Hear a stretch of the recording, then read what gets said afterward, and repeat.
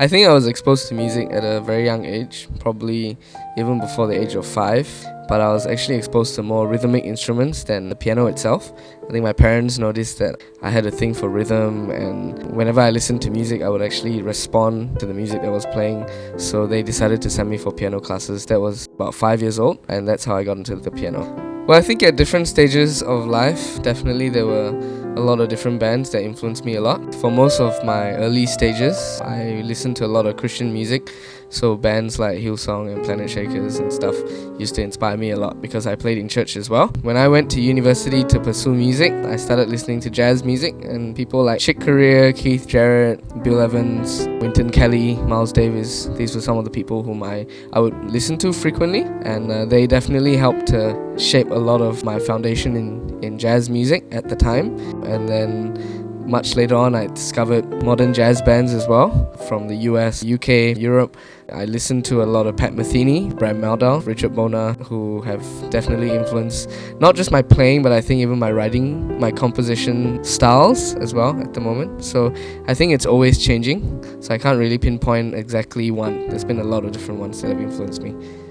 I did pursue different styles at different stages. I started off with classical music. When I started playing at the age of 5, I went for classical piano lessons until about 15, 16. At the same time, I was into a lot of rock music as well. I think primarily it came from playing in church, so I was very into that sort of stuff for a while.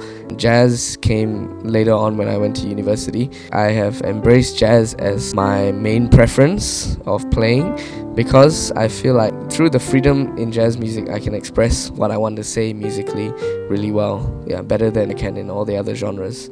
The first thing that stands out is the touch on the different keyboards. I haven't really dived much into the synths, but for the stage pianos and the RD series, I definitely like the touch compared to a lot of different keyboards that I played on. This one probably has one of the most realistic touch. I'm a piano player by nature, so I like the hammer action keys. Definitely nothing replaces a real piano, but I think Roland has done a pretty good job in trying to imitate it as closely as they can. The next thing would definitely be the sound as well. The sound of the Roland keyboard that is very realistic compared to a normal piano. And even what we can do with the sounds, being able to compress it and change the EQ and stuff to make it sound the way I want it to sound, that has drawn me towards the RD series. Definitely a lot of my future plans would involve performing. I have a few different setups that I'm leading at the moment. I'm still trying to really find our sound. We write our own stuff. We find what it means to really work together as a band and be completely original.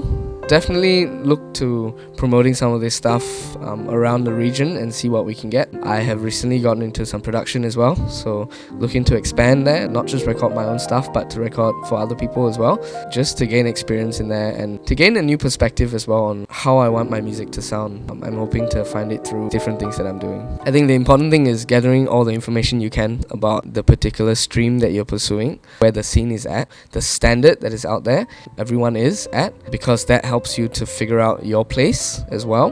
The main encouragement I'll give would be pursuing if you really enjoy what you're doing. If people pursue this as a career just for the sake of making money, they probably won't go very far, because I think music is an art, and to go far in art, you really have to love the art that you're doing. So I encourage people who want to pursue a career, first of all, find out what's going on in the local scene and make your decisions from there.